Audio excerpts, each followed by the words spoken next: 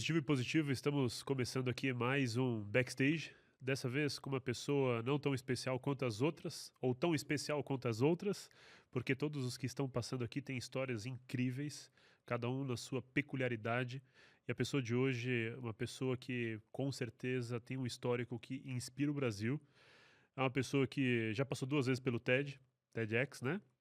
TEDx, e além de todo o histórico, né, de empreendedorismo, de negócio, hoje mentora, né, na sua carreira aí, um pouco mais de 20 anos, mentora muitos negócios e por trás também um ser humano incrível que tem muito a inspirar. Hoje eu recebo aqui Edson Mackenzie, ou Mac Mackenzie, né, como todos chamam. Grato por aceitar o convite, por estar aqui com a gente conversando e compartilhar, né, sobre histórias, sobre conteúdo, sobre conhecimento. Sabe que dia é hoje, Marcelo? Hoje é o dia específico. Hoje é um dia comum, hoje é um dia qualquer, mas especial como todos que a gente pode compartilhar conhecimento. Muito bom, muito bom. Eu aprendi com a minha pastora uma frase que eu levo para a vida, que é: hoje é um dia especial. Todo dia é um dia especial. É. E hoje em específico, né? É um dia comum, mas é um dia especial para compartilhar conhecimento. Tem uma pessoa que eu gosto muito, chamado Marcos Fiel, que ele fala uma coisa que eu adoro, que é faça um bom dia. Muito bom, Então ele fala, faça um bom dia. muito bom. Que dá essa impressão de esforço, né? De exercício. Faça. Sim, Né? Não assim, não é tenha. é, Né? Que a gente tem, você só ganha um dia. é o Então, acaso, né? faça um bom dia. Muito bom. É trocar o acaso pela intenção. Uhum. Muito bom. Eu tive uma referência muito boa de casa, né? Meu pai veio da roça, do interior de São Paulo. Começou como engraxate aqui em São Paulo, junto com os irmãos, cresceu na vida, ganhou dinheiro, porém ele não teve ensino, né? Não terminou a escola, enfim, uma pessoa humilde, porém batalhadora, como muitos pais aqui no Brasil, né? Uhum. E essa referência para mim, ela é muito clara, né? Não só do meu pai, mas de muitos pais ou muitas pessoas aqui no Brasil, nessa questão da roça, né? A roça, ela traz essa referência. Meu sogro também, da roça ali do interior do Ceará, uma pessoa que acorda e faz o dia ser bom, né? Porque o trabalho dignifica o homem, né? Exato. É Então, estou isso. muito grato pelo convite, pela oportunidade de estar aqui, fazendo uma entrevista, fazendo um dia bom É com isso. você, te conhecendo hoje. Estou muito grato por essa oportunidade de estar aqui. Não vejo a hora da gente compartilhar o máximo que a gente puder aqui junto. Muito bom, muito bom. Muito feliz. Eu assistindo o seu TED, né, te conhecendo recentemente, foi uma grata surpresa, uma boa surpresa para mim, né, recebendo o seu conteúdo. Ah, assistindo os seus 2 TEDs, eu vou tentar encaixar um pouco aqui na caminhada da conversa, mas também entendendo um pouco o seu histórico. A ideia do backstage é que a gente consiga ter um papo aí de 1 hora. Se o papo estiver rolando bem, a gente vai no máximo 1h20, e aí a gente divide em 4 partes. Primeira parte, eu coloquei aqui bem claro, e ela sintetiza o seu TED, o seu primeiro TED ali, a Low Comunidade, né? Que é relacionado à comunidade. Uhum. Como a gente fala muito sobre negócio aqui, principalmente voltado para projetos digitais, tecnológicos e envolvendo o entretenimento no geral, né? Conteúdo, não tinha como não trazer esse assunto, né? Comunidade. Você traz, nesse seu TED, um conceito de comunidade muito forte porque você veio da favela. 48, que agora tem um outro nome, É é isso? Parque da Felicidade. Parque da Isso. Felicidade. E só que o interessante é que quando a gente vê a construção de negócios no geral e na história dos negócios modernos, né, do último século, a gente entende o poder da comunidade e o poder do conceito da comunidade para as empresas que têm de fato comunidade ou constroem comunidades e são empresas sólidas, né? Não são empresas do acaso, são empresas intencionais. Como que você enxerga, olhando para o negócio, o poder da comunidade, ou o propósito e o poder na comunidade para o negócio? Um ponto interessante para a gente falar aqui, é a própria, você usou a palavra agora intenção, intencionalidade, para mim esse é um sinônimo de comunidade. Quando a gente olha para a etimologia da palavra, né, comum, unidade, comunidade, é uma unidade comum entre todos. Então, e aí se você tem uma mesma intenção, onde todos têm a mesma intenção. O convite para esse primeiro TED foi engraçado porque na época, eu fazia parte do ecossistema de inovação do Brasil, era um dos facilitadores de um movimento chamado Startup Weekend, e grande parte do nosso trabalho era a formação de uma comunidade de desenvolvedores de negócios, de pessoas que trabalhavam com startups.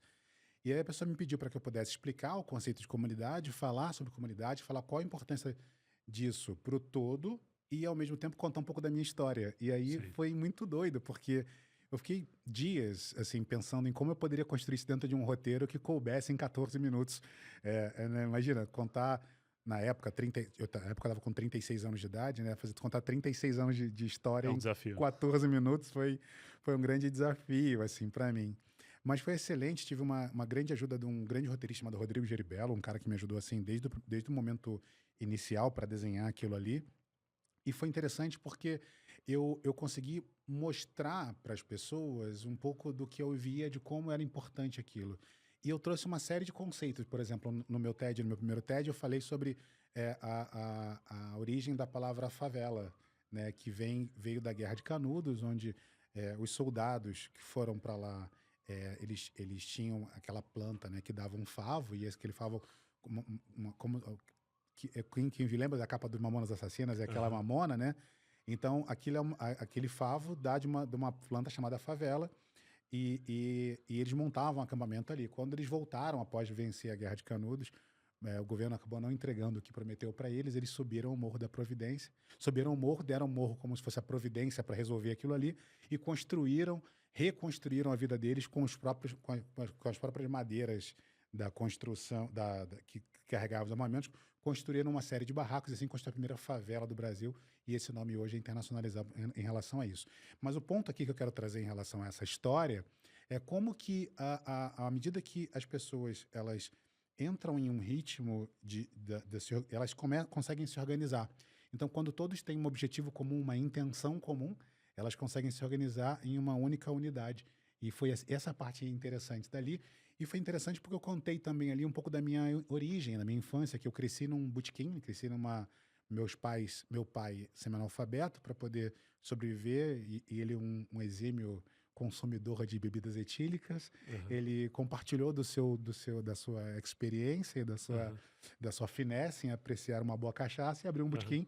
Eu cresci num botequim, foi muito engraçado e foi uma forma que eu tive. Hoje eu posso falar que é engraçado, mas na época eu odiava aquilo ali, porque eu tinha que lidar com dezenas de pessoas diferentes, de histórias diferentes, e cada uma com suas próprias demandas e com seus próprios backstage. Aham. E aquilo para mim era muito ruim, né? Porque eu era obrigado a lidar com aquilo e para mim não era bom para uma criança de 10, 12 anos lidar com aquilo, mas hoje em dia para mim foi uma grande universidade, porque é basicamente o que eu faço hoje em dia. Eu lido com pessoas completamente diferentes, com histórias diferentes, com objetivos diferentes, e eu tenho que lidar com todas elas e entender o ponto de vista de cada um. Muito bom.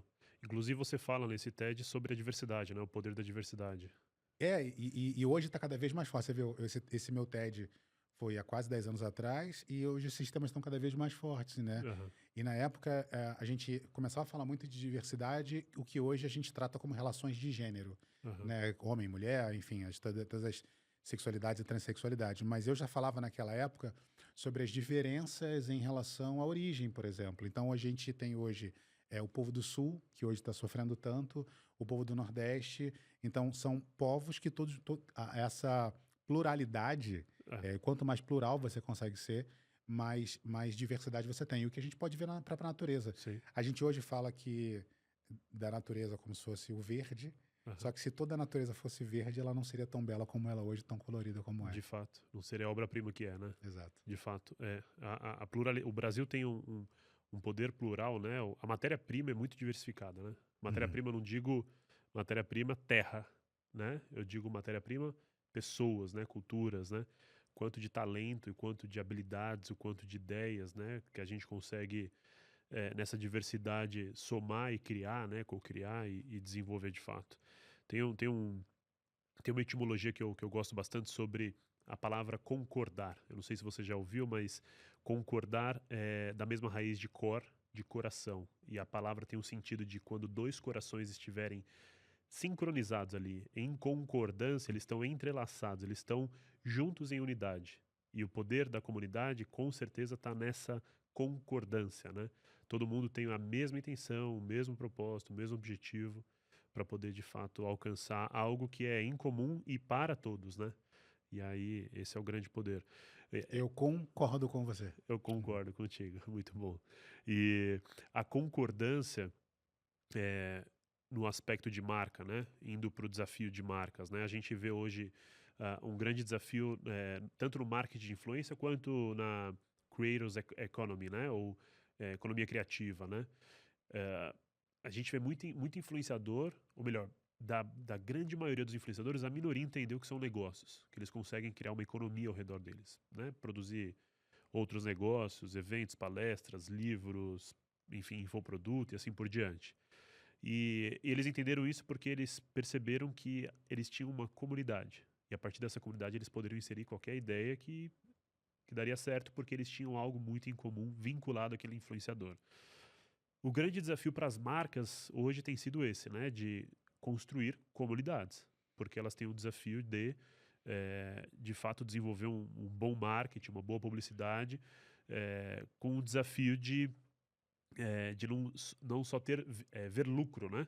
Porque o grande desafio de marca é continuar lucrando e desenvolvendo de fato a sua marca ali. Porque quando você olha muito só para o produto, você não consegue de fato olhar para outras áreas que são importantes para que o produto de fato tenha relevância.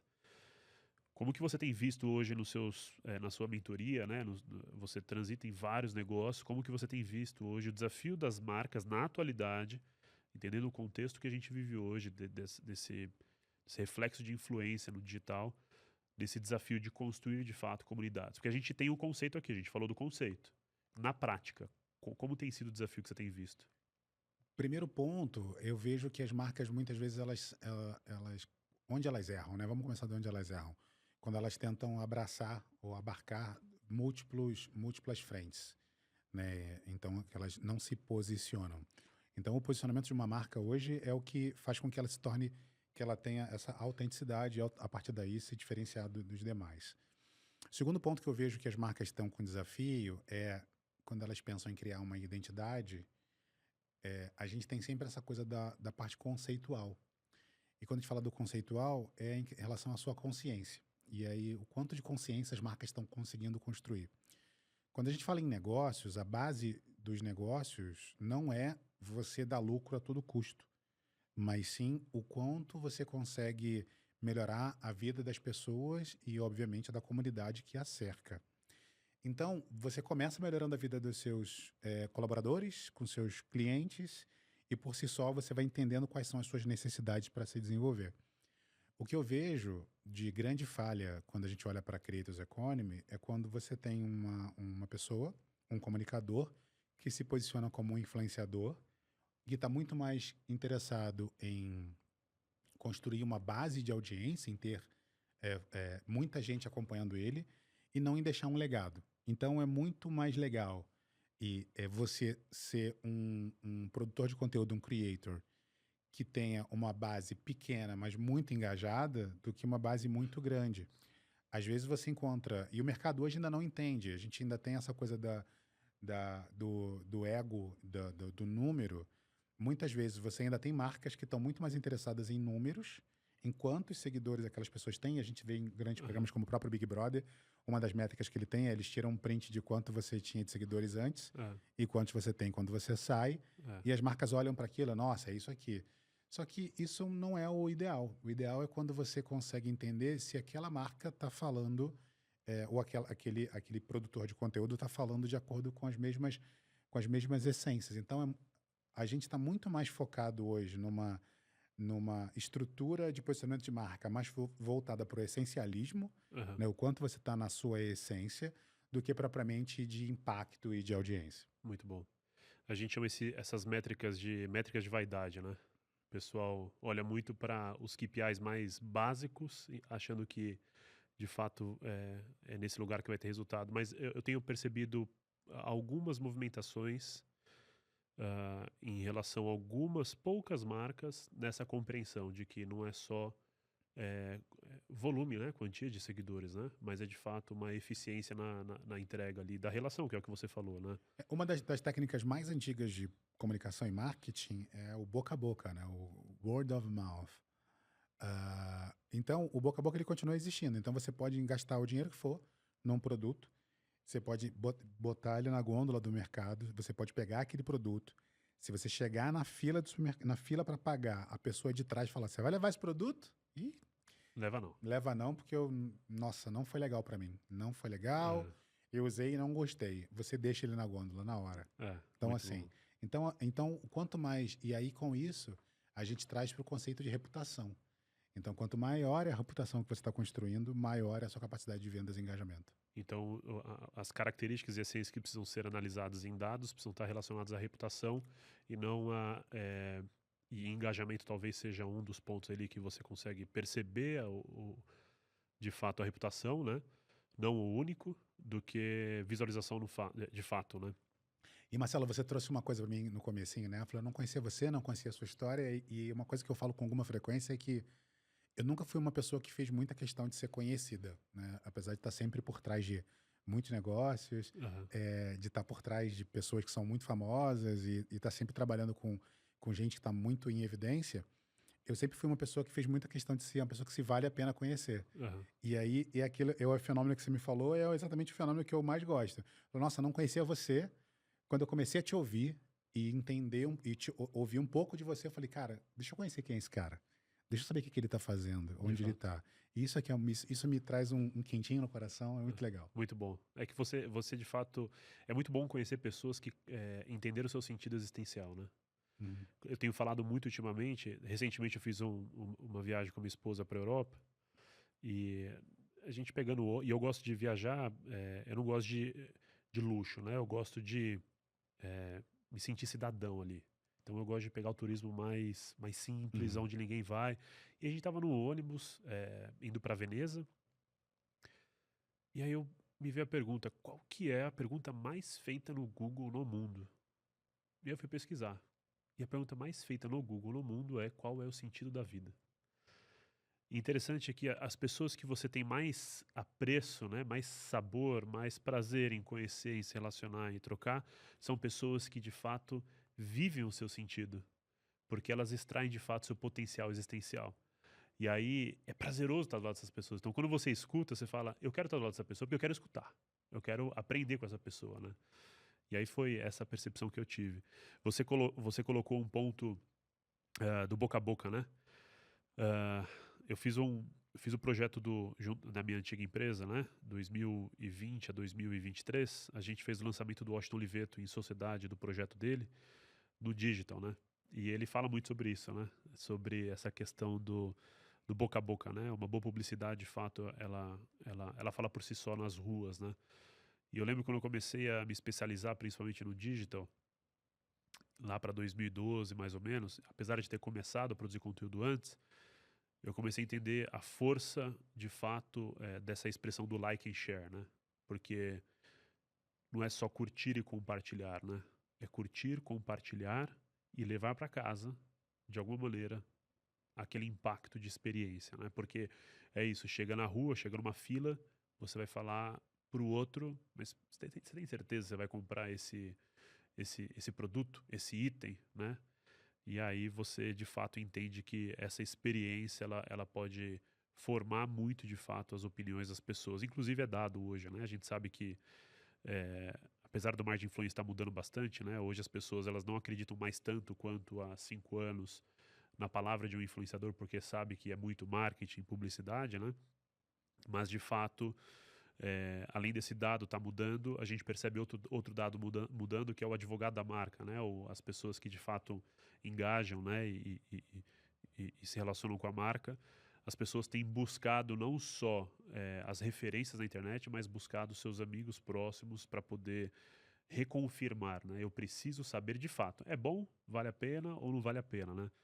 E aí manda no WhatsApp, manda no direct, e aí faz sentido, não faz sentido, é bom, você que tem, você que não tem, ou enfim, para de fato entender ali o poder daquela compra, né? A gente, para encerrar essa primeira parte aqui de comunidade, se você pudesse, nessa sua experiência, se você pudesse colocar, eu sei que é difícil a gente ter métodos e né, não é tão simples, são N contextos e variáveis que constrói, mas se você pudesse falar, olha, eu hoje percebo que esses pilares, esses 3 pilares aqui, essas 3 ideias, essas 3 chaves aqui, elas podem ajudar hoje quem é autônomo, quem é empreendedor ou quem é influenciador a construir de fato uma comunidade. Quais seriam esses 3 pontos? Podem ser 3 livros, Podem ser pode ser um livro, um filme, uma série, pode ser 3 ideias, o que for para ti. Na realidade, eu não sei se eu traria 3 ideias, porque eu acredito que tudo sempre vai envolver, talvez a resposta padrão para as 3 ideias seja a mesma, mas basicamente a primeira ideia seria que o outro não existe. Então, que a gente fala muito sobre empatia. Então, se a marca ela tem que se colocar naquele lugar, não só a marca, mas às vezes a gente trabalha num e-commerce e nunca comprou naquele e-commerce, a gente trabalha em algum lugar e nunca se colocar no lugar do seu cliente, né? E complementar a isso é você trazer para você, assim, se o outro não existe, né? Como que eu impacto naquilo? Como que aquilo me impacta, positiva e negativamente? E quanto mais a gente vai buscando esse centramento, esse eu, mais longe a gente vai conseguir chegar. Então, o que a gente pode fazer para viver melhor, não só em comunidade, ou o que a marca pode fazer para construir a sua comunidade é entender qual é o eixo de todas as positividades, de todas as ações, de toda a movimentação que cerca aquele produto. Se você conseguir encontrar esse eixo, eu acho que é o que vai fazer com que se diferencie. Então, eu, por exemplo, no meu eixo hoje é muito sobre como ajudar as pessoas a ter uma vida melhor através do desenvolvimento de negócios. Então, quanto mais as pessoas puderem colocar esforço e trabalho de maneira em que elas conseguem se desenvolver e desenvolver negócios estes que melhoram a vida das pessoas à sua volta, melhor a vida, elas vão ter a sua própria vida. Então, por isso que eu acredito muito nisso. Muito bom. Muito bom. Segunda parte aqui, ela entra quase já, eu acho que nessa sua resposta aí que eu lembrei, inclusive deixa anotado aqui que é uma frase que você tem usado bastante, eu acho que é mais recente, né, que é ser simples para ser incrível. E aí envolvendo mais comunicação, né? Quando você fala ser simples para ser incrível, o que você entende? Eu entendo que, para mim, por ser um filho de imigrante nordestinos, né, e eu brinco muito também dizendo que eu tenho sotaque de carioca e design de cearense, é que, é que foi muito difícil aprender. Foi muito difícil, não, foi muito trabalhoso aprender todas as coisas que eu aprendi. E o conhecimento ele me transformou, ele me leva ainda a lugares que eu não imaginaria que existiam, né? Então existem lugares hoje que eu vou que quando eu ainda entro me dá aquele, nossa, uau, isso existe, isso é real, sabe? É, e que vai desde andar de jatinho de um país Aham, para o outro a pegar um trem da Central do Brasil até Bangu, que é o bairro que eu nasci. aham. Então, eu tenho acesso a coisas que são muito, muito complexas, assim. Então, isso me deixa assim. Então, o conhecimento, ele me traz essa oportunidade que eu tenho hoje. Desculpa, repete a pergunta, por A favor. pergunta, como você entende essa frase, né? Ser simples para ser incrível. Ok, perdão, sim. Então, eu entendi que você consegue ensinar as pessoas pelo amor e pela dor. Aham, E eu também aprendi que todos nós estamos em busca de amor. Na nossa vida pessoal, a gente quer ser amado. A nossa empresa quer que nós amemos o que a gente faz, e elas chamam isso de motivação, aham, né? E quando a gente está conversando com outras pessoas, agora, por exemplo, a gente quer que as pessoas nos deem atenção, aham. e essa atenção também é um tipo de amor.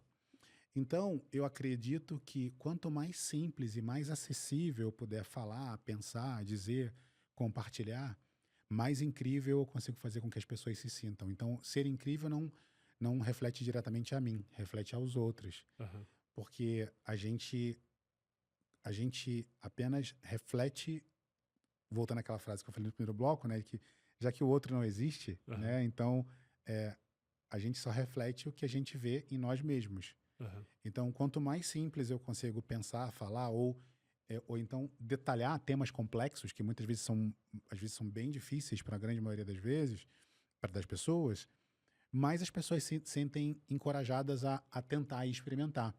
E existem dois grandes eixos interessantes nessa questão do conhecimento. Existe o eixo da total ignorância. Então, quando você é tão ignorante a ponto que você acredita que você já sabe tudo. Então, esse é o primeiro eixo. Você acredita que você sabe absolutamente tudo, então você tem a ignorância desse ponto. O segundo eixo é quando você entende que você não sabe tudo e você vai para o fundo do poço. E você entra naquele ponto onde só sei que nada sei, que Aham, também não é legal, aham, né? Então você se desqualifica. O ponto interessante é quando você entende que você não está nem no ponto da total ignorância aham, e nem no ponto da total que você não sabe absolutamente nada. Então que você está num ponto de eu estou fazendo um dia bom, melhorando a todo dia, a todo momento. E quando você encontra alguém que consegue te entregar com simplicidade algo que por muito tempo foi difícil, uma das coisas que eu mais escuto é, nossa, eu sempre tive muita dificuldade de aprender isso, eu sempre tive sempre foi muito complicado entender isso, e você me trouxe um exemplo que eu consegui absorver. Então isso para mim é muito importante, isso me aham, faz com que eu me sinta incrível. aham, Porque eu sinto que a pessoa se sentiu incrível por ela absorver um conhecimento. É aquele momento que os cientistas chamam de eureka. Nossa, aham, esse eureka, sabe? aham, Então, se eu consigo trazer com simplicidade ou simplificar temas complexos, e eu entendi que eu tenho essa habilidade a partir de um dom, de algo que me foi entregue, aham. eu tenho esse dever de compartilhar isso. Então, ser simples para ser incrível diz muito mais sobre o meu esforço de simplificar coisas Uhum. e como as outras pessoas se sentem ao se sentir incríveis. Muito bom, muito bom. Muito bom. Obrigado pelo Vo- chá, tá maravilhoso o é, chazinho. se quiser mais, pode Não, falar tá que. ótimo. Inclusive, você falou que seus pais eram cearenses, é isso? Isso. Minha esposa é do interior de Ceará. A Ju, que você conheceu, que tá ali no backstage. Qual que é a cidade? Qual que banda? Não, que banda? De que banda? Juazeiro, é Caririaçu. Cariri, perto de Barbalha. Né? Eu conheço bem. Você acredita que tem esses testes de Instagram? Fala assim, quais estados você já esteve do Brasil? As Aham, pessoas falam que me chamam de sem graça, porque eu já estive em todos. aham, E não só nos estados, mas nos interiores também. Eu viajo bastante, já viajei muito, dando treinamento, workshop, sim. consultoria, então eu acabo viajando bastante. Minha família fica do outro extremo. Você está de um lado, você está do lado leste, minha família está do outro lado, no noroeste do Ceará, nasceu em Santana da Caraú, né, que é uma cidadezinha pequenininha, próxima a Sobral, que é a cidade do Cacá Diniz, Aham, né, Sobral. E minha mãe é do Massapê, Meruoca, então é de uma outra região ali, que é uma região também que é mais fria, mais aham, serra, né? E meu pai, de Santana da Caraú, tem uma serra chamada Serra da Ibiapaba, que fica na divisa com Piauí, uhum. né? Tanto que um dos meus sobrenomes é Ibiapino, né?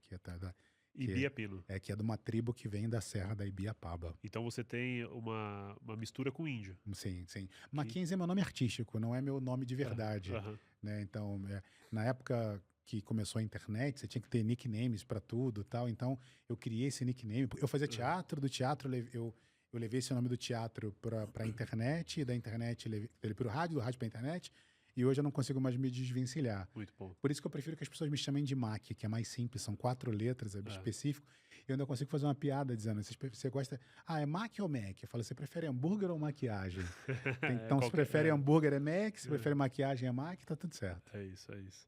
Inclusive, ela falou Mac também ali É. antes de gravar. E você falando de simplicidade, eu lembro muito da comunicação ali da roça no geral, né? É que talvez a gente fale com um público aqui que não tenha. A gente tem uma boa parte do público aqui que são dos interiores do Brasil, né? Mas a gente tem uma outra parte do público que estão nas grandes capitais, né? Apesar de eu ter nascido na capital, em São Paulo, eu viajei bastante o Brasil produzindo também negócio e gosto muito dos interiores, né? E a simplicidade que a gente vê na conversa, no diálogo de pessoas, quando você senta na mesa com aquela senhora de 70 anos, toma um cafezinho da tarde ali, come uma tapioca, e você tem um grande aprendizado com alguma grande experiência que ela teve de vida que aparentemente é simples, mas exemplificou de maneira muito clara, às vezes um desafio que você está vendo na vida e você fala, é isso, é esse exemplo que me traz clareza do que talvez eu preciso fazer aqui, né? Inclusive até trazendo referência de palavra, né, da Bíblia, as parábolas de Jesus, né, que tem essa capacidade, né, de aproximar o linguajar ali do povo no geral, né, e simplificar um aprendizado profundo através de uma pequena história, né, muito bom. Ah, dentro desse conceito de ser simples, né? A gente percebe hoje ah, o excesso na comunicação, né? O excesso por conta dessa hiperconexão que a gente tem hoje, né? 24 horas conectados, enfim, temos inúmeros problemas que nós já sabemos, dados, estatísticas, conteúdo a rodo na internet, enfim, mais do que a gente tem hoje capacidade de consumir. A gente tem vivido o que alguns têm falado, obesidade mental, né? Ah, as pessoas no geral que estão escutando a gente, né, que talvez não sejam os profissionais em si, porque um dos pontos que eu achei interessante do seu TED é que você colocou três lugares que três palavras que te fizeram sair de onde você saiu. O primeiro deles é indignação, né? O outro, conhecimento, e a terceira, não me lembro agora, disciplina. O conhecimento. A gente não consegue hoje ter qualidade na absorção de conhecimento, né? A gente tem tido uma dificuldade muito grande no aprendizado das pessoas, na educação. E agora eu vou sair um pouco dessa questão de negócio, né? Mas a qualificação das pessoas. O que você faz no seu dia a dia para que você seja simples, continue sendo simples? Porque tenho certeza que você não é um cara que consome conteúdo inútil e desnecessário. Você deve ter o seu momento de, talvez, lazer, que é aquele ócio criativo, né? Vou assistir qualquer coisa, vou consumir qualquer coisinha aqui para relaxar, mas não é algo que te consome, né? Quais são suas fontes para te manter simples nesse lugar? Então, eu acredito que quando a gente fala de fontes, assim, eu sou, assim, esse cara que consome conteúdo Aham, de lixo, assim, literalmente lixo, tô brincando, mas eu gosto muito de estar sempre transitando pelos mais diversos conteúdos. Às vezes, eu até me enfio em coisas que, teoricamente, as pessoas não acham que seriam legais, assim. Porque eu preciso viver aquela experiência. Eu acho que alguém tem que experimentar aquilo e dar a sua opinião. E aí é a primeira busca pelo conhecimento, né? O conhecimento pelo conhecimento. Então, eu estou sempre me envolvendo em imersões, em retiros, em conhecimentos, em livros. Inclusive, eu tenho até uma piada que eu faço quando eu falo de livros, né? Eu amo livros, é uma coisa que me adoro muito. Eu leio qualquer coisa, eu leio até a bula de remédio, aham, que eu falo que um dia eu vou escrever um livro sobre livros, como falar de livros que você não leu. E eu vou criar um segundo livro chamado Livros Incríveis com Título Ruim. aham, Que tem muito livro bom com título ruim, que as pessoas não leem por causa do título. aham, Então conhecimento pela busca do conhecimento, porque eu acho que isso é importante. O segundo ponto é se indignar. Esse ponto mesmo, né, de estar constantemente indignado com absolutamente tudo. Assim, você entender que você precisa entender que nem as suas piores, seus lados mais sombrios são seus. A gente tem o hábito de dizer assim, eu sou chato, né? Eu sou aham, chato. Eu sou muito chato. Só que é como se eu falasse para você o seguinte, eu sou esse microfone. Eu, aham, eu sou esse microfone. Eu sou esse microfone. E não é. É assim, tipo, eu estou aqui e eu preciso dar uma distância do microfone para ver, esse é um microfone. aham, Então, uma parte de mim hoje, a minha voz, está passando por esse microfone e está chegando até o ouvido das pessoas. Então, uma parte de mim é esse microfone. Então, só consigo fazer isso quando eu dou um passo para o lado. Então, quando eu dou um passo para o lado, eu vejo, nossa, uma parte de mim é chata. aham, Né? Então, uma parte de mim é intelectual, uma outra parte de mim é bagaceira. aham. Não, de fato, É, todos nós. Aham, então, a gente precisa estar sempre indignado do lugar que a gente está para ter essa busca, né? aham, Então, quando a gente olha dessa maneira, a gente consegue estar sempre presente e olhando para essas diferentes coisas e diferentes ângulos. Então, estar sempre disponível e aberto, né, para que a gente possa olhar e possa se disponibilizar. Hoje eu trago um outro prisma, um prisma que eu gosto de olhar, inclusive é um prisma que eu escrevi um livro há pouco tempo em coautoria com João Kepler, e com outros grandes autores, chamado Inquietos por Natureza. Eu sou um grande apreciador e gosto da natureza humana, né? Inclusive fiz alguns treinamentos há pouco tempo sobre ecologia humana, como a gente pode olhar para o ser humano na sua essência e tal. aham, E hoje eu gosto de trabalhar com três grandes pilares, assim. Eu gosto de dar para as pessoas outros três grandes pilares, que basicamente é conhecimento, reconhecimento e dinheiro. todo mundo está em busca dessas três coisas, né? Assim, exceto o amor, que eu não coloco na roda, porque o amor, ele é implícito, assim, É. ele é empírico, todo mundo está sempre atrás disso, como eu já falei agora há pouco tempo. Aham. Então, é como se nós tivéssemos 10 fichinhas e a gente sempre tivesse, a todo dia, a todo momento, escolher aonde nós vamos colocar as nossas fichas. Tem uma fase da nossa vida que a gente tem muito mais tempo do que dinheiro, outra fase da minha vida que a gente tem mais dinheiro do que tempo. Então a gente tem sempre que entender como a gente vai colocar as nossas fichas. Então houve uma fase da minha vida que eu coloquei 7 fichas em busca de dinheiro, 2 fichas em busca de reconhecimento e uma ficha em busca de conhecimento. Houve uma outra fase da minha vida que eu coloquei 5 fichas em busca de conhecimento, 3 fichas em busca de reconhecimento e 2 fichas atrás de dinheiro. Aham. E por aí eu vou sempre redividindo todas as coisas. Então, e eu digo isso porque eu não acredito no equilíbrio. Eu acho que o equilíbrio é uma grande falácia. Eu acredito muito na fluidez. Então, quanto mais você flui entre essas três coisas, e se você tem que entender sempre, não importa se é na sua escola, na sua faculdade, no seu trabalho, no seu momento de lazer, o que você está buscando naquele momento? Conhecimento, reconhecimento ou dinheiro? Né? E aí a gente pode também substituir o dinheiro por prazer. Aham. Que tipo de prazer que você está buscando naquele momento? O dinheiro também pode trazer como uma energia, assim como o Aham. prazer é uma energia. Então é como a gente consegue fluir entre essas três coisas. Muito bom, muito bom.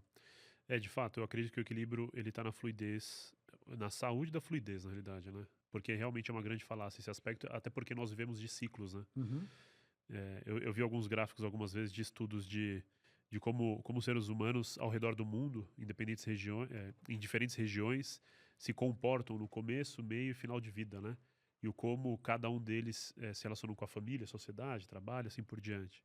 Interessante que a média de todos, na maioria, aposta muita ficha buscando dinheiro na sua maior parte do tempo, e aí busca por essa falácia de equilíbrio, e, enfim, e acaba tendo muitas crises, né? O que é interessante, quando você coloca todas as suas fichas em busca do dinheiro e você consegue, você de repente se vê com muito dinheiro no ápice da sua ignorância, porque Aham. você não está mais em busca de conhecimento, você acha que você já sabe tudo, e aí você começa a buscar por reconhecimento, sabe? Holofote para o que você está querendo fazer. Ah, E a mesma coisa acontece quando você coloca todas as suas fichas em reconhecimento. Então você vira uma pessoa muito altruísta, você aham. quer sempre ser visto como uma pessoa legal, uma pessoa boa, e você deixa de colocar energia, por exemplo, em potencializar o seu conhecimento, ou então você gasta todo o seu dinheiro para ter esse reconhecimento. Aham. Então, essas áreas de sombra também existem. Então, como que você consegue fluir entre uma coisa e outra? Então, Aham. e aí é importante também você dar os seus próprios limites, né? Entender que você precisa entender qual que é o ponto que você está, qual que é a sua limitação, aonde você quer chegar e por que você quer chegar Aham. naquilo. Muito bom. Então, por isso que eu quando eu comecei a minha carreira, né, você viu lá, eu sou filho de imigrante nordestino, nasci e cresci na favela, eu entendi em determinado momento da minha vida que eu só conseguiria sair dali se eu tivesse um conhecimento mais aberto e amplo nessas áreas, né? Então, o eixo que eu peguei para mim foi o eixo do conhecimento, então eu comecei a entender que a única coisa que me colocava em pé de igualdade com todas as outras pessoas era o qual era a minha capacidade de absorver conhecimento. Só que não adianta nada você ser um obeso mental, né? Ou então tem um amigo meu, Fábio Nudge, que ele fala muito hoje sobre o tema infobesidade. Inclusive, ele escreveu um Aham. livro chamado Assuma o Controle das Suas Telas. Aham. Então, o quanto que eu consigo colocar em prática. Então, no final das minhas apresentações, quase sempre eu falo, dou o mesmo recado. O que importa não é o quanto você sabe, ou quantos livros você tem, ou quantos títulos você carrega, e sim o quanto você consegue assimilar, praticar e compartilhar no final do dia. É isso que eu levo como missão Muito de bom. vida. Muito bom. Aprender como é que é? Os três passos? Conhecimento, reconhecimento e dinheiro. Não, não, mas agora no final das palestras você coloca aprender, praticar e compartilhar isso? Isso, não importa o quanto você sabe, né? E sim o quanto você consegue é, assimilar. Assimilar. Assimilar. Isso. Às vezes você aprende uma coisa, mas você não assimila, Não assimila né? de fato. Aham. Mas praticar, você assimila e você pratica Aham. E compartilha. e compartilha. Muito Assimilar, bom. praticar e compartilhar. Aham. Minha cabeça é muito sistemática, por isso que apesar de eu já entender em parte isso e acredito muito nisso, né? São três palavrinhas bem legais. É louco como o nosso cérebro funciona de maneira sistemática, né? E é importante Ah, a gente ter um. E aí, uma dica para todo mundo que está acompanhando a gente, né? Quanto mais sistemático você conseguir colocar os seus pensamentos, mais você vai se lembrar daquilo, porque a nossa mente ela é plástica. Aham, Então, uma dica, por exemplo, eu quero decorar uma lista de compras. Então você quer comprar tomate, cebola, pimentão e abacaxi. aham, Então você pensa, nossa, hoje eu vou para a festa do tomate, porque um dia eu chorei muito por causa da cebola aham, e, e, e eu fiquei com muita vergonha, verde igual um pimentão, aham. né? Porque eu estava vestido como um abacaxi. Então você constrói uma história, sua mente Tem mais ela entende facilidade. aquilo como uma história. O passo 2 é você colocar isso de maneira sistemática. Isso é depois disso, depois disso, depois daquilo. Então, se você consegue construir essa estrutura Sim, de organização e métodos, você consegue se desenvolver com mais facilidade. E quanto mais a gente gasta tempo se organizando, mais a gente economiza espaço para colocar mais coisas no lugar. Então, é sim. muito bom ter ser assim. Total, total. Até porque, segundo uma ideia, um conceito que é a pirâmide do aprendizado, né, do conhecimento, a base maior ali que você consegue assimilar é quando você ensina, Uhum. né, Compartilha. compartilha no caso. É É. isso, é isso. E aí o método, com certeza, de desenvolver, mastigar, né, estruturar essa informação, principalmente de maneira sistemática, ajuda muito, né, porque você vai estar processando informação. Você falou algo para mim que eu já penso de uma outra maneira, só que agora uma perspectiva diferente, né? Então, me fez sair da caixinha, que eu geralmente estou acostumado, né? Eu entrei no sisteminha ali, eu olhei e falei, não, eu acredito nisso, mas ele tá falando de uma maneira diferente. Como é que é? Então, assim, assim, assado. Então, ó, mais uma informação aí legal para entender Mas aí a origem essa. disso aqui, aí uma dica especial, inclusive para as meninas, para as mulheres, Ah, né? As mulheres elas conseguem fazer isso de uma maneira muito específica. Só que elas assimilam muito conhecimento e elas às vezes evitam colocar em prática. E aí elas têm uma tendência muito maior a ter o síndrome do impostor, da impostora. aham. Então a dica aqui não é nem assimilar e nem compartilhar, é praticar. Ah, muito bom. Quanto mais você pratica, mesmo que você erre, porque a gente vive num tempo, no passado, a gente era avaliado pela quantidade de coisas acertadas. Então, É, quanto mais decisões acertadas, seu score, né, quanto mais coisas certas você faz, melhor você tá. Hoje a gente vive num tempo onde você é melhor avaliado quanto mais decisões executadas. Então, quanto mais você executa, independente de ser certo ou errado, melhor você se posiciona em é, relação às outras pessoas. total. Até porque nós estamos, né, na era do dado, né? Então a gente tem a capacidade de analisar só quantia de dados, né? Quantia de ações e práticas, né? Uhum. Aproveitando então que deixou a dica, né? Eu tenho um método de aprendizado bem interessante chamado Zettelkasten. Eu não sei se você já ouviu falar. Ele usa notas e caixas, né? Eu posso deixar depois para o pessoal aqui na descrição um link para poder assistir melhor esse método. E é interessante porque você não busca aprender top-down, mas bottom-up. Então, top-down seria: vou aprender sobre física quântica, né? Vou aprender sobre matemática. Aí tudo que é de matemática eu relaciono dentro dessa caixa matemática. Isso é top-down. Quando eu vou aprender bottom-up, eu aprendo o assunto relacionado ao contexto e eu faço as sinapses de conexões desse contexto. E aí eu posso colocar numa caixa top-down, mas ele é exclusivo e separado. E aí a gente simula mais a plasticidade do nosso cérebro, porque nós não aprendemos assim, nós não vivemos um dia aprendendo só sobre matemática. Num dia nós aprendemos muitas coisas, passa a matemática no meio. E quando nós temos sinapses, nós conectamos informações que às vezes estão. É o momento eureka, né? Conectamos informações que estão às vezes muito distantes, porque o nosso cérebro funciona de maneira bottom-up. Então, a gente conecta as informações. Por exemplo, você está tomando um copo que é feito de vidro. Eu não tenho uma caixinha que está falando tudo sobre copo. Eu tenho uma percepção no cérebro que ali é um formato copo, e aí eu consigo entender as características daquele copo e eu começo a conectar informações que estão ao redor desse copo. Eu não consigo colocar um copo só numa caixinha. Esse copo ele está relacionado a qualquer outra informação. E aí, enfim, só uma abstração aqui mesmo para poder deixar para o pessoal. Esse método é bem legal. Inclusive é um método que o pessoal tem usado, eu também estou usando no meu dia a dia, que é o que a gente chama de second brain, é o segundo cérebro. A gente consegue quase que clonar a maneira que o nosso cérebro funciona quando a gente usa esse método em alguns softwares. Pode usar no Notion da vida, no Obsidian, enfim, são softwares que você faz anotações. Ao invés de você fazer bloco de notas nos aplicativos mais simples, você faz esses softwares desse sistema de bottom-up. E aí você pode futuramente, agora com o avanço de inteligência artificial, você ter uma clonagem do seu eu de maneira muito mais similar a você. Não só a partir de prompts e textos transcritos das suas falas, mas a maneira como você realmente pensa. Você consegue quase que clonar o seu cérebro. Uma segunda abstração aí, segunda informação pertinente. Busque por Zettelkasten e Second Brain. Vale muito a pena. Ok, fechando então comunicação, indo já para o final aí, as últimas duas partes, conteúdo, tecnologia e inteligência artificial. Acabou casando o assunto aí e está entrando, né? A gente não apresentou aqui no começo, mas temos uma pessoa que quase foi a criadora do potencial YouTube aqui com a gente, que foi o Videolog, né?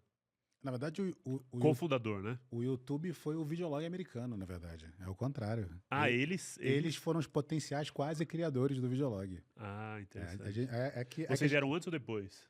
O videolog ele nasceu em maio de 2004, né, data de registro. Aham. E o YouTube nasceu em fevereiro de 2005, né? Eles têm 9 meses depois da gente. Mas é aquilo, né? A gente vive num mercado onde não é a velocidade de entrada no mercado que define o vencedor. Tem todo um contexto, né? O vencedor é definido pela sua agilidade de adaptação. Eles estavam em outro... E aí uma coisa que eu aprendi ao longo do tempo é sobre cultura e contexto, né? Então eles estavam num mercado... eles estavam dentro de um contexto muito mais desenvolvido com um mercado que tem uma cultura muito mais avançada. TV o controle está do lado da... Aí, boa. Tá. Então, eles estavam no mercado... O YouTube estava no mercado onde ele tinha uma cultura de desenvolvimento de negócios digitais muito mais pulsante e num contexto que permitia eles acessarem dinheiro. Sim. Então, foi um outro momento. Mas foi muito legal. Foi o tempo onde eu mais me desenvolvi. Talvez, tirando a minha infância até a minha... aprender a andar, falar e me relacionar com as pessoas em língua portuguesa, foi talvez a segunda fase da minha vida que eu mais aprendi. Uhum. Né? Tive que aprender muita coisa muito rápido e liderar e eu vejo às vezes, hoje eu sou conselheiro de negócio, vejo às vezes empreendedores que do nada contratam 50, 100, 200 pessoas de uma hora para outra e aquilo me deixa assim, caramba, eu já passei por isso. É um desafio. É um desafio. E você tinha ali quantos anos? Minha primeira empresa eu abri com 19 anos. O Videolog, em 2004, eu tinha 22 anos. Muito bom. A gente tem uma semelhança. Minha primeira empresa eu abri aos 19 também. 4 fracassos até começar a dar certo. Mas o fracasso faz parte, né? É muito bom. Eu amo fracasso. É aquela história do fazer, né? Fazer, executar, errar, aprender e crescer. Exato. E muito bom, né? Porque essa história do Videolog, ela também assistindo o seu TED ali e vendo o seu contexto de história, né? Você aprendeu muito com a queda ali, né? Você fala muito sobre não só o aprendizado da experiência em si, mas o término, né? Do Videolog até ir para outros lugares. E aí a gente entra, eu acho, um pouco mais na questão de conteúdo, tecnologia, inteligência artificial. Indo agora para o seu segundo TED, porque você fala do óbvio, que é o que as pessoas estão com medo, né? De serem substituídos por inteligência artificial. Em parte sim, em parte não.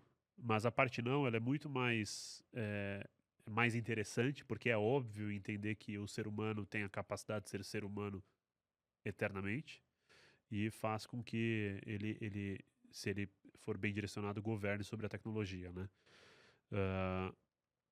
Como que você está vendo hoje nos negócios essa transformação, desde o empresário até a secretária ali, a aplicação de fato disso, né? O que é interessante, Marcelo, é que a gente está num tempo onde as pessoas elas têm orgulho do que elas têm que ter vergonha e elas têm vergonha do que elas têm que ter orgulho.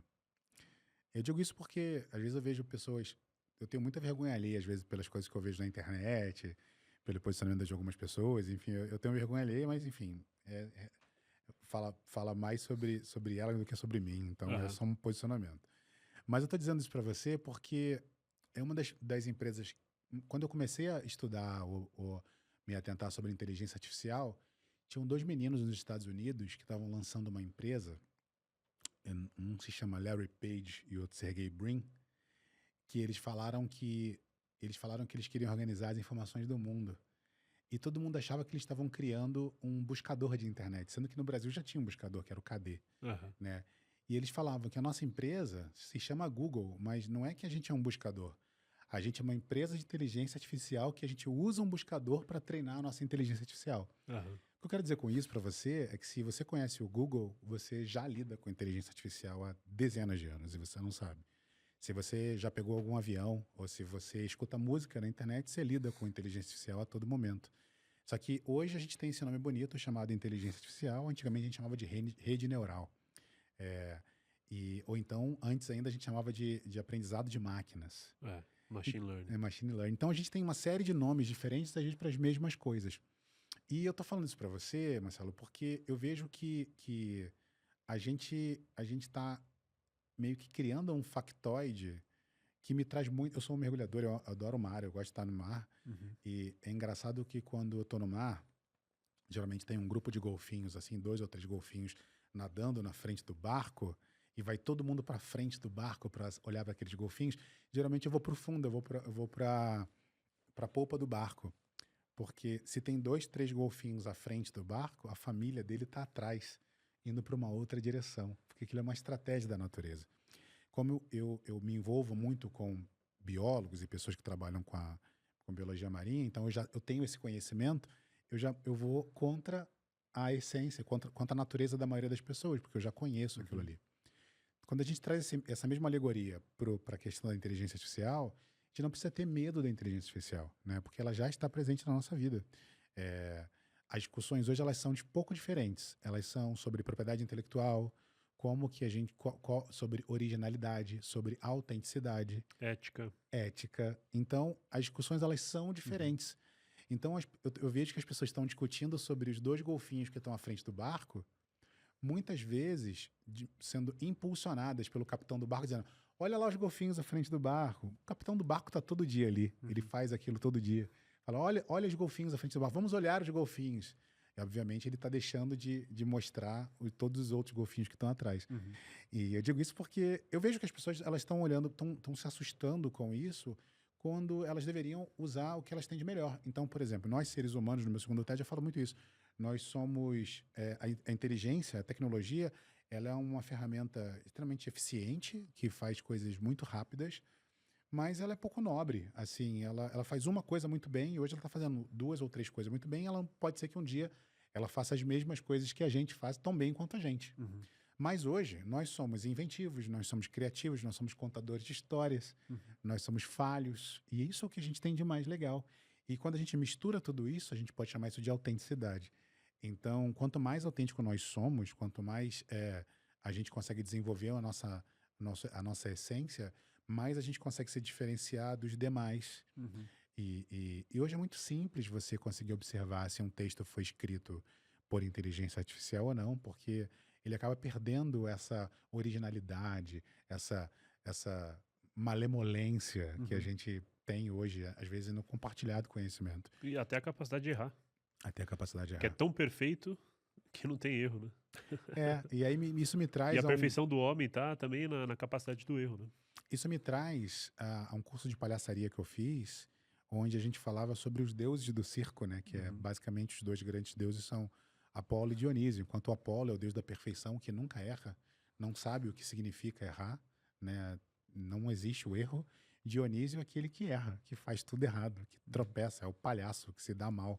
Então, com quem que a gente se identifica? Então, a gente precisa entender. Por isso que eu gosto da simplicidade. Porque a simplicidade ela é falha, ela é óbvia, né? E muitas vezes o próprio Fibonacci, que é um dos grandes pensadores da matemática ao longo do tempo, a sua grande genialidade foi comprovar que 2 mais 2 são 4. E é um pensador que muitas vezes é descredibilizado, assim como Nikola Tesla, que é um grande inventor que fez tantas coisas que é descredibilizado por Thomas Edison, por exemplo, que inventou a lâmpada e poucas outras coisas. Aham. Então, é muito em cima disso, né? Então, não precisamos ter medo da inteligência artificial, nós precisamos entender como elas funcionam e colocá-las a nosso favor É isso, é e isso. conviver com elas. Eu acredito, lógico que eu acredito numa variável um pouquinho distinta, mas boa parte da essência, de fato, que vai nos permitir continuar no lugar de destaque, é entender que nós precisamos continuar nos posicionando como humanos e aprender a voltar a ser humanos, né? Porque nós estamos desaprendendo a ser humanos. Porque nós fomos padronizados muito num sistema de operação e agora muito em prol até de uma resposta de IA, né? Então, a gente tem toda uma discussão é, calorosa em cima disso, né? Eu não digo nem nas apocalípticas, mas as mais sérias, sociais, mas de fato a grande capacidade que nós temos é de voltar a ser humanos. E aí essa capacidade de fato vai fazer com que a IA entre no lugar devido dela, né? Que é o lugar de nos fazer enhanced humans, né? Que é humanos mais desenvolvidos, enfim, mais capazes, né? De abstrair aquilo que nós temos, que é essa autenticidade que você falou, de fato. Muito bom. Na prática, quais soluções você tem visto assim de tecnologia, não só IA, porque a gente sabe que IA, né, a gente entende aqui que IA está muito mais do que agora, né? Agora é midiático. Uhum. Ah, você com certeza acompanha IA há muito mais tempo do que eu, mas a gente já acompanha muito mais tempo do que a mídia. e, e como que você tem visto hoje as soluções práticas, tanto tecnológicas, com IA ou sem IA, que são incríveis, assim, que você lembra, que tem se destacado hoje no Brasil? Porque a gente sabe que o Brasil é um país sensacional de profissionais incríveis, né? Que talvez o Brasil tem muito esse sintoma de vira-lata, né? Que não consegue valorizar, mas você, em vários campos aí, o que você tem visto de sensacional, de fator uau, assim, você tem falado, nossa, isso aqui... Eu acredito que o primeiro passo do grande fator uau é entender que, uma coisa que eu já falei algumas vezes, é que tecnologia ela nunca será o fim. Ela sempre vai ser o meio para que você possa ter uma visão holística sobre qualquer coisa. Então, é um caminho para que você possa traçar para atingir o objetivo. E o que eu tenho visto e usado muito são as ferramentas de IA para acompanhar minhas reuniões, minhas entrevistas, para fazer um pouco do trabalho braçal. Então, minha dica para as pessoas é que elas pensem, se você pudesse ter um, um assistente, e se esse fosse o melhor assistente do mundo, né, mesmo com as suas limitações, o que você pediria para ele, como você pediria para ele, como você se relacionaria com ele. Então, e isso, você tem hoje uma ferramenta de IA para cada uma dessas coisas. E o que eu tenho visto de mais poderoso nesse mercado são as ferramentas de copilot. Então, são os copilotos que você tem para fazer absolutamente tudo. Desde fazer uma corrida, escrever um texto, cortar um vídeo na internet, organizar a sua agenda. Aham. Então, você tem hoje muitas ferramentas de copiloto. Então, é como se cada um de nós pudéssemos voltar a uma época onde nós pudéssemos ter um criado fazendo o que a gente quisesse, Aham. da forma que a gente quisesse, sendo que de maneira onde que a gente consegue ser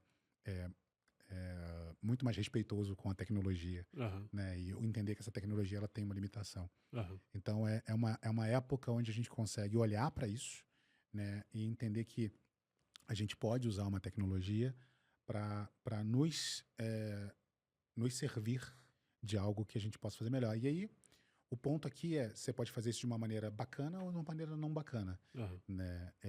E quando eu digo maneira bacana ou não bacana, qual é a saída que você faz. Então, eu vejo muitas vezes as pessoas utilizando ferramentas de inteligência artificial para organizar suas vidas, para ter tempo para que elas possam usar outras coisas que não aproveitar a própria vida. Então, talvez uma palavra que eu possa usar muito é ter cuidado, né? Ter gentileza. Acho que gentileza é uma palavra bacana. Gentileza consigo mesmo, com as suas próprias limitações, e entender que você possa ser gentileza com você, Aham. ter gentileza com as próprias ferramentas de IA, porque eu sempre agradeço, falo obrigado, eu agradeço as ferramentas. Vai que um dia a gente tem uma revolução das máquinas, elas querem matar a gente. Por incrível que pareça, eu faço a mesma coisa. Eu agradeço. Eu exercito a minha educação com muita frequência com as ferramentas de IA, que me ajudam no dia a dia a executar as coisas que eu preciso executar. De fato. Muito bom. IA, ela tem que ser finalidade para que a gente, mais uma vez, né? Tenha a capacidade de desenvolver mais o humano, o ser humano, né? Até porque nós não somos um robô. E acreditar que a IA vai otimizar mais ainda, automatizar mais ainda, nos dar mais capacidades ao ponto da gente descobrir uma nova doença mental que não seja um burnout da vida, mas que seja um ápice de fim já, a gente está um passo para isso, né? Porque esse é o extremo do que um dos extremos, né, daquele que tem o hiperuso da IA, né? Eu acompanho muitas pessoas que estão, muitas que são poucas ainda, né, no Brasil, de fato utilizando IA, e eu vejo algumas delas, eu falo, meu Deus do céu, tem uma delas que eu acompanho que é uma pessoa muito boa, uma pessoa de referência mesmo, aprendo tudo, que me faz pensar, e aí essa pessoa vira e mexe, eu vejo as histórias da pessoa, ela brincando assim com o relógio, né, com o smartwatch. Pô, me dá mais tempo. Eu não tenho tempo. E aí lá tá 3 horas e 14 minutos de sono. E a pessoa trabalhando o dia inteiro com IA. Eu acho sensacional a ideia de trabalhar com IA. Eu gosto, mas o fato dessa pessoa não entender esse lado humano ainda, talvez não perceba que o caminho que a gente precisa construir de fato é desenvolver uma sociedade cada vez mais, empresas, negócios e dinâmicas, né, cada vez mais eficientes, mas dando capacidades ao ser humano a voltar a ser humano, né? Marcelo, uma das primeiras coisas os primeiros acessos que eu tive à tecnologia, e você começando agora, me veio à cabeça agora, foi um episódio do Pateta chamado Senhor Motorista, em que ele é um personagem super agradável com as pessoas, ele era super querido com todo mundo, com seus vizinhos, até que ele entrava num monstro, numa máquina chamada automóvel, e ele usava aquele automóvel, ele se tornava o senhor motorista, era um mal e assustava as pessoas, e depois ele saía e voltava a ser. Então, esse episódio da Disney, do Senhor Motorista, me traz muito essa referência que você está falando agora, né? É, e eu assisti esse episódio quando eu era bem criança, né? E era um episódio, por exemplo, era uma crítica sobre o uso dos automóveis, como você estava usando o automóvel. E Aham. a gente faz a mesma crítica hoje em uso das tecnologias, né? Como que a gente está usando as tecnologias. Então a gente precisa usar as tecnologias para que a gente possa aproveitar para revitalizar quem nós somos, nosso eu de verdade. E é interessante isso, né? Revitalizar, né? Então, trazer novamente vida vital, que é vital para a gente, De fato. que é estar presente no agora. Muito bom. De fato. Até porque, apesar do Backstage aqui ser um podcast para estimular, né, o conhecimento e despertar nas pessoas o seu potencial existencial, né, para se encontrarem no lugar de sentido e conseguir executar, né, assimilar, colocar na prática e compartilhar, a gente também sempre tem que deixar essas flags, né, essas bandeiras, né, porque é importante cada vez mais a gente entender essa questão da saúde mental. Eu vivi crise de ansiedade. Eu não sei se você já teve algum momento na sua vida, e eu acho que a gente pode entrar no momento finalzinho agora, que é vida e conexões, né, no geral. Eu vivi crise de ansiedade. A gente não pode comparar dores, né, traumas e contexto de cada um. Mas a gente entende que existem padrões, né, que são gatilhos que nos fazem viver essas realidades, né, que são difíceis, né? No meu caso específico, foi em meio à pandemia, eu tava bem pra caramba, tava, né, decolando, né? E aí, na pandemia, eu tava ali gravando o Washington Oliveto, terceira temporada, última temporada, que foi pra Globoplay. A gente tava gravando no apartamento dele, tava no finalzinho da gravação da temporada, e a gente ia gravar o Boni. E aí todas as pessoas que estavam passando ali eram pessoas importantes e era uma oportunidade de conhecer, de conversar, de conectar, de executar, né? E de viver aquilo. E meu pai tava com Covid, tinha sido internado. E aí ia gravar o Boni e, se eu não me engano, mais uma outra pessoa lá, esqueci o nome. E, e eu queria muito aquilo, porque era o ápice da temporada. Eu queria muito aquilo. E meu pai tava com Covid aqui em São Paulo, eu tava no Rio. E aí, de repente, eu recebo uma ligação da minha irmã, papai piorou, volta pra gente chorando, desesperada, volta, volta, volta. Você não vai conseguir falar com ele. Se você não voltar, ele vai ser entubado. Nossa, aquilo ali foi desesperador. Porque eu tava falando pra minha esposa, eu acho que hoje cedo ou ontem, o como que a família tem significado pra gente, como que as pessoas que realmente importam pra gente tem muito mais valor do que qualquer coisa que a gente faça, né? Dinheiro, enfim. E aí a gente percebe que nem reconhecimento, nem dinheiro, nem prazer, nem nada disso faz sentido de fato dentro das conexões da vida, né? Que faz que é intrínseca a nós. E aí tudo aquilo perdeu o seu peso, né? Talvez a sua necessidade que eu tinha. Eu voltei para São Paulo e eu consegui dar atenção pro meu pai. Meu pai foi entubado, infelizmente faleceu depois de 24 dias ali entubado. E aí eu entrei num processo de crise de ansiedade que eu nunca me imaginei estar. E, foram um ano ali de luta na crise de ansiedade. Eu sou um cara elétrico, enérgico, gosto de fazer, executar, conectar, abraçar, viver com as pessoas, ajudar e estar junto e conectar. E do nada, pum, a vida perdeu total sentido. Eu sentava na cadeira, Mac, nada fazia sentido. Nem ligar a televisão, nem me levantar, nem ler mais o livro de manhã. Nem aquela rotina básica matinal, fazer o cafezinho, sentir o cheiro do café. Nada fazia mais sentido. Ok, um ano passa, crise, crise foi vencida ali. Um novo Marcelo nasce, com parte do seu antigo Marcelo, mas com muitas coisas ressignificadas. E uma delas é, apesar de ser um cara entusiasta, que ama tecnologia, uma coisa eu coloquei na minha cabeça. Eu sou, e as pessoas estão ao meu lado. O ser humano é muito mais importante do que o, a todo custo um negócio, uma tecnologia ou um projeto. Continua na mesma intensidade, elétrico, enérgico, mas respeitar o bom sono, respeitar as boas conexões, a simplicidade de sentar ali numa mesa, tomar um cafezinho e dedicar tempo de qualidade com alguém que você ama, porque de fato a tecnologia ela nos tem roubado muito, ela está roubando muito e a gente está falando que num lugar onde a maioria das pessoas não tem essa compreensão. Porque nós temos, teoricamente, dois grupos, né? Um grande grupo que, infelizmente, é o grupo que ainda é manobrado, porque é pivotado pela ignorância, e todo o efeito colateral vai bater nele. E nós temos o grupo menor, que é o grupo das pessoas que estão pilotando esses avanços e tecnologias e que não caíram a ficha, que não é a todo custo, né? E aí pergunta pra você agora é mais aberto em relação à vida mesmo. Você já teve algum momento de dificuldade nessas intensidades? Porque você viveu muito até agora. Algum momento de dificuldade você quase estourou, um burnout, uma crise de ansiedade, enfim, alguma tristeza existencial, algo do gênero? Eu sou um cara muito piadista. Eu adoro fazer piada, gosto de fazer bagunça. Então, quando as pessoas perguntam assim, nossa, o que você faz? Eu sempre respondo que eu faço bagunça e sucesso. Não necessariamente nessa mesma ordem. Então, eu sempre respondo. E eu sou muito autoconfiante, né, em mim. E houve um tempo em que eu não conseguia me elogiar.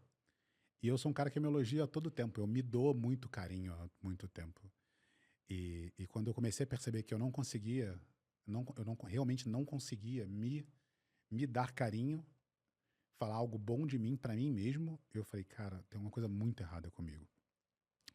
E a vida da gente era composta por momentos de epifania, né? Recentemente eu fiz um curso, fiz um percurso chamado Elegant Way, Caminho da Elegância, Aham. com o fundador do percurso, chama Serge, é um francês. Eu tive o carinho de receber, fazer parte dessa atividade com o Diego Avilés, que é um amigo querido já de muitos anos. E a gente falou muito sobre essas coisas das curvas, né? As curvas da vida, é que moldam quem nós somos, né? E essas curvas são um momento de epifania. É. A epifania pode ser um momento de eureka, algo muito, uma sinapse incrível que veio e que vem, ou um momento de dor, de tristeza. Então, onde você estava no 11 de setembro? Onde você estava na morte do Senna, né? Aham. Onde você estava quando você recebeu a notícia que seu pai morreu? Quem é que estava do seu lado? Então, e todos nós somos feitos e eu estou contando desse curso porque lá a gente falou muito sobre o esquema do porão. Então, todos nós é como se fôssemos, tivéssemos três andares. A nosso lado luz, que é como se fosse a nossa casa, onde a gente recebe as pessoas, né? Um primeiro nível de porão, que é onde são coisas que a gente sabe que a gente esconde sobre nós mesmos, e tem coisas lá no fundo, mas lá no porãozão mesmo, coisas que a gente só consegue descobrir que existem quando nos incomoda no outro. Quando tá. Então, ou coisas que nos incomodam, ou coisas que despertam dentro da gente. Então, às vezes, uma atitude do outro que desperta algo em você que te traz raiva é algo que você tem lá dentro e você não sabe lidar com aquilo. É, quando você é um adulto e uma criança está fazendo algo e, teoricamente, algo que não deveria estar sendo feito naquele momento e você se descontrola e bate na criança, é que você não consegue se controlar a ponto de trazer educação e orientação para aquela criança a ponto de que ela possa fazer. Por isso que eu falei que nós temos que sempre que entender que nós somos altamente fragmentados, né? Eu te falei que meu nome é Ibiapino, pessoas me chamam, meu nome artístico é Edson Mackenzie, meus amigos me chamam de Mac. Quando as pessoas me perguntam como você gosta de ser chamado, eu falo, eu gosto de ser chamado de lindo, né? E então Aham. são os vários eus que a gente Aham. tem ao longo do tempo. Eu estou contando isso para você porque primeiro, para que você identifique que um pedaço de você teve esse momento de epifania, uma epifania ruim, e que te trouxe um aprendizado que faz com que você esteja aqui hoje aproveitando esses momentos. E é o que exatamente aconteceu comigo, Aham. né? Eu tive muitos momentos positivos e negativos na minha vida. E eu brinco que ser empreendedor é ficar rico e ficar pobre muitas vezes. Imagina, uma vez eu estava num carro, não sei se num Uber compartilhado, eu acho que era essa a ideia. E na época que tinha Uber compartilhado, surgiu a história sobre o YouTube e não sei o quê, e falou, nossa, mas imagina, o cara que criou o YouTube, se alguém criou essa ideia antes, assim, desse cara deve ter se matado, deve ter se matado. Você deve mesmo ter se matado. Imagina o cara ter uma ideia dessa, assim, e não é milionário hoje. Aham. Então, assim, às vezes a gente também tem que entender como que a gente olha para as vidas com leveza, né? Com leveza, com humildade, com gentileza. Então, quanto mais a gente puder olhar para a nossa história e aceitar todos os nossos pequenos eus, todos os nossos coisas, todos os nossos pedaços fragmentados, e cada momento que a gente vive, né? Cada momento que a gente tem é um momento de transformação, seja ele bom ou seja ruim. Então, Muito bom. a gente sempre tem que olhar para a gente com três vertentes, né? Que bom, que pena e que tal. Que bom que isso aconteceu, que pena que isso aconteceu, e qual que é a minha postura? Que tal eu vou pensar em fazer isso de uma outra maneira depois num próximo passo? Então, quanto mais a gente puder olhar para a nossa vida nesse momento, a gente vai começar a olhar com mais benevolência e cuidado para quem nós somos, Dando oportunidades para para melhoria. para melhoria de fato, né? Fazer acontecer. É muito bom. Eu tenho tido uma percepção sobre. Você falou sobre o incômodo, né? O incômodo é um pivô na sua vida, né? Uhum. Quase como É um motor. é isso que eu falo, é um motor para você, né? É o que driva você, né? É um eixo de transformação. É. E eu lembro muito. Eu tenho uma palavra semelhante a essa que na realidade tá quase que junto ali, é um sinônimo, né? Tá em Romanos 12:2, fala não vos conformar com os padrões deste mundo, né? Conformar com a realidade. E ser conformado é de fato estar parado, né? Ser inconformado, estar indignado é fazer acontecer. Mas, de fato, após a indignação, eu vivi muita a velocidade no aspecto de pressa. E hoje eu entendo que não é sobre pressa, é sobre urgência. Nós temos uma urgência de transformação social, nós temos uma urgência de fazer as coisas acontecer, nós temos uma urgência de realizar o que precisa ser realizado. Mas nós precisamos hoje, principalmente com a maturidade, né, que alcançamos, é encontrar e pivotar de fato o tempo certo para as coisas e aí ter essa postura que você acabou de falar, né? Para você respeitar aquilo que foi vivido, porque às vezes você pode ter uma compreensão errada achando que foi apressado e errou, mas foi no tempo certo e precisa ser adequado. Às vezes você viveu no tempo que foi apressado e precisa aprender para reajustar o tempo e acertar as coisas para de fato ser mais eficiente e alcançar o resultado. Porque a todo momento a gente está, após executar, após ser, após fazer, no sistema de compensação que nós temos social, que foi construído, que é de comparação e competição. Que nem você falou, né? Aquele cara que pensou no Uber, mas não executou, deve estar naquele remorso de se fosse eu, seria um milionário. Mas a todo momento, muitos desses, até por conta do excesso que nós temos de conexão e comunicação, estão vivendo lugares de uma percepção errada sobre o fracasso, e aí não encontra de fato o lugar certo e saudável para se pivotar nessa jornada mais organizada, né? Eu tenho urgência para executar as coisas, eu vou errar e preciso errar muito para aprender de maneira saudável, estruturada e organizada e ter uma vida mais saudável, né? É nítido ver que você tem uma organização interna bem estruturada, né? Porque as coisas ruins, as negatividades, as coisas negativas que aconteceram não te destruíram, né?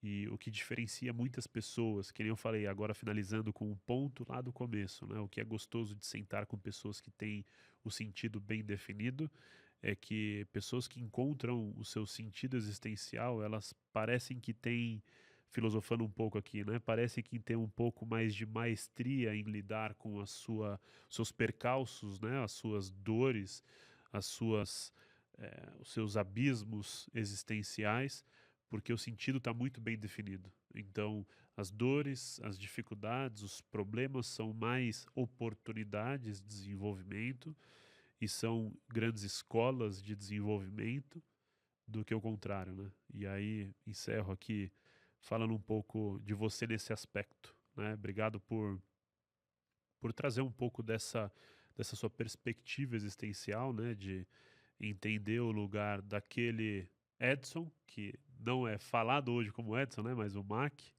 ou Mac, que saiu lá da favela, que não é definido pela favela, né? E construiu uma jornada existencial aí que tem inspirado muitos. E aí vou deixar um espaço aberto aqui para você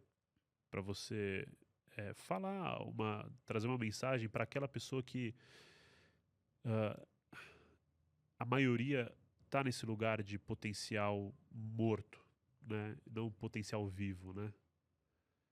O que você fala? Se você estiver só com essa pessoa agora, qual que é a mensagem que pode despertar o potencial dela? Muitas vezes as pessoas elas precisam de uma alavanca para poder se posicionar, né? E muitas delas usam a alavanca da espiritualidade e tá tudo bem, né? E você falou de Romanos 12, me veio à cabeça de Kairos e Cronos, né? A gente vive hoje muito no tempo cronológico e muitas vezes a gente se esquece do tempo de Kairos. Muito bom. E é importante, já que a gente está num ambiente desse que fala de espiritualidade, pensar em Kairos, pensar no tempo de Deus, né?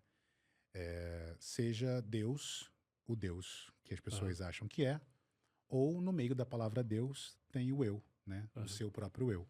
Então, quanto mais importante a gente puder entender isso, mais longe a gente vai conseguir chegar. E talvez o ponto que eu tenho aqui para você, para quem está nos acompanhando, é leveza consigo próprio, leveza. Talvez seja se Deus é amor, se Deus é compaixão, né? Então, se dê amor, se dê compaixão, né? Ou se você está num avião, coloque a máscara primeiro em você e depois nos outros. Então, a gente precisa se cuidar, se dar carinho, que quando a gente nasce, quando a gente é piquititinho, todo mundo quer pegar no colo, todo mundo quer beijar, todo mundo quer cheirar, né? E à medida que a gente vai crescendo, a gente vai perdendo um pouco disso. Então a gente precisa se dar amor. Então, se dar cuidado. Então, a gente pode doar. E eu aceito suas palavras com muito carinho, com muita humildade também, por esse reconhecimento que você me dá. Me traz uma força muito grande de continuar sendo quem eu sou, né? De continuar sendo essa pessoa que faz muita questão de se valer a pena ser conhecido. Isso é muito importante. Fico feliz, sou muito grato por essa oportunidade de estar aqui com você, com a tua audiência, com as pessoas que estão acompanhando a gente. E espero que a gente possa mostrar para as pessoas que o conhecimento, mais do que transformar, ele liberta, né? Então, a busca pelo conhecimento ela é importante, desde que ela seja posta em prática, né? Seja executada e que você não tenha medo, porque se você já sabe de antemão que a sua execução ela pode dar errado, tá tudo bem errar, porque isso vai te trazer, porque a gente nunca perde, ou a gente ganha, ou a gente está aprendendo. Então, Muito isso é uma bom, parte muito bom. Obrigado, Marcelo. muito bom. Grato. Mais uma vez grato. Você que assistiu até aqui, esse último conselho, ele me faz pensar em algo que muitos de nós esquecemos quando a gente fala sobre mandamento de amar a Deus sobre todas as coisas, de todo o seu entendimento, de todo o seu ser. Logo em seguida fala de amar ao próximo como a si mesmo. Só que a gente só tem a capacidade de amar ao próximo quando a gente aprende esse amor a si, né? Amar a Deus, aceitar o amor de Deus é entender esse amor em si, para que você consiga amar ao próximo. E muitas vezes a gente está negando a nossa existência porque a gente mais está negando a existência do outro porque a gente não conseguiu entender a nossa existência. Então, amar e ter compaixão com você é aceitar o amor, a graça e a misericórdia de Deus sobre a sua vida, para que você consiga executar e colocar o seu potencial para fora.